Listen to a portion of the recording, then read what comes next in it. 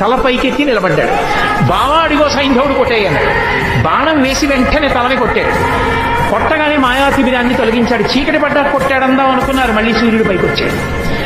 అమ్మా మనం పొరపాటు పడ్డాను రా, సూర్యాస్తమయం అవ్వలేదనుకుంటున్నారు. సైంధవుడి తల బావా కింద పడిందో నీ తల 100 ఒక్కలైపోతుంది. ఎందుకంటే సైంధవుడికి తండ్రి ఉన్నాడు, వృద్ధక్షత్రుడు ఆయన పేరు. ఆ వృద్ధక్షత్రుడికి తపస్సు చేస్తే పుట్టాడు, జయద్రథుడు అన్న పేరుతో సైంధవుడు.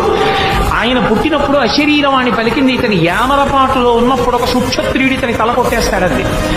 వెంటనే తండ్రి అన్నాడు, ఏ సుక్షత్రియుడు నా కొడుకు తల కొట్టి కింద పడేస్తాడో వాడి తల 100 ఒక్కలైపోతుందండి.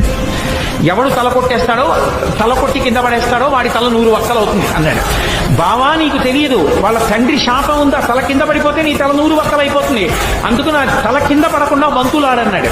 ఓ పక్క యుద్ధం చేస్తూ ఓ పక్క బాణం వేస్తూ సైంధవుడి తల కింద పడకుండా